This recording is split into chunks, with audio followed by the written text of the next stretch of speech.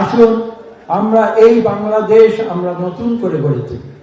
আমরা জানি নতুন প্রজন্ম আমাদের সামনে রয়েছে, তারা থাকবে।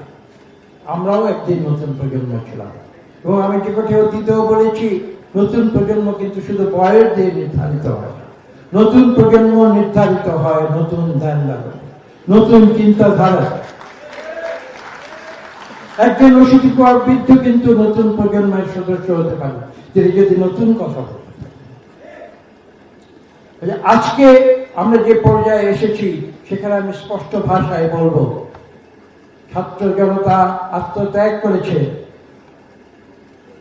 দীর্ঘ 1.5 দশকের বেশি সময় ধরে বাংলাদেশের গণতন্ত্রকামী রাজনৈতিক দলগুলো প্রতিবাদ করে যাচ্ছিল।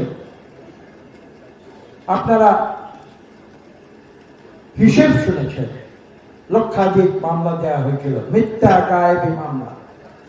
স্বৈরাচারী সরকার যাদের উপরে আক্রমণ করেছে, জুলুম করেছে, হত্যা করেছে, উল্টো তাদের বিরুদ্ধে মামলা দিয়েছে। এটাই ছিল।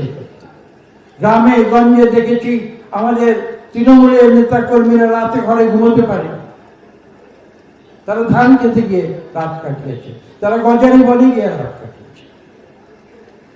সেই পরিস্থিতির থেকে উত্তরণের জন্য যে দীর্ঘ সংগ্রাম, তার চূড়ান্ত পর্যায়ে এসে ছাত্র জনতা তারা 5ই অগাস্টে বিপ্লবের সর্বশেষ অঙ্ক তারা ঘটিয়েছে।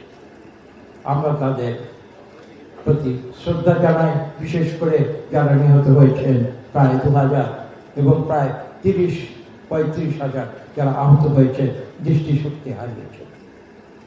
কিন্তু প্রশ্ন সেখানে নয়। প্রশ্ন আমি যেটা বলেছি, এই যে মানব ইতিহাসের যে ধারাবাহিকতা, এই যে মানুষের প্রতিবাদের ইতিহাস, এই যে বাংলাদেশ যে ভূখণ্ড, সেই ভূখণ্ডের মানুষের এই যে স্বাধীনতার প্রতি তাদের যে আকর্ষণ, গণতন্ত্রের প্রতি তাদের যে আকর্ষণ, ভোটের প্রতি তাদের যে আকর্ষণ, সুশাসনের প্রতি তাদের যে আকর্ষণ, মানবাধিকার প্রতিষ্ঠার প্রতি তাদের যে আকর্ষণ, সেটা কিন্তু যুগ যুগ ধরে আমরা দেখেছি। আপনারা পৃথিবী সেই ইতিহাস পর্যালোচনা করুন, আর এই ভারতবর্ষে আপনারা মুঘল সাম্রাজ্যের ইতিহাসেও ফিরে যেতে পারেন। সেখানে দেখবেন বাংলা সুবাকে দিল্লির পরাক্রমশালী সম্রাটেরা, মুঘল সম্রাটেরও কখনো পদান্বিত করতে পারেনি। কেন? এই স্বাধীনতাকামী বাংলাদেশের মানুষ বারবার প্রতিবাদ করেছে। কাজে সেই ধারাবাহিকতায় আজকে 2025 সালের 21শে ফেব্রুয়ারিতে এসে আমি আপনাদের একটি কথাই বলবো, যে বাংলাদেশের মানুষ কিন্তু সচেতন। তারা আমাদের পর্যবেক্ষণ করছে, পর্যালোচনা করছে।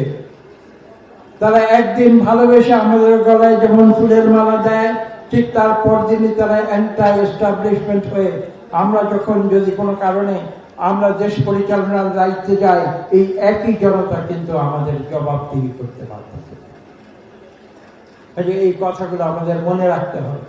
আজকে এই বাংলাদেশের মানুষ ভালোবেসে যাদেরকে একটি অন্তর্বর্তীকালীন সরকারের কাছে হস্তান্তর করেছে এই দেশ পরিচালনার দায়িত্ব, তারা কিন্তু পাশাপাশি আরো একটি দাবি করেছে, সেটি হচ্ছে এই যে আমাদের দেশে গণতন্ত্র ফিরিয়ে আনতে হবে, স্বৈরাচার থেকে আমাদের সমাজকে রূপান্তরিত করতে হবে একটি গণতান্ত্রিক সমাজ ব্যবস্থা।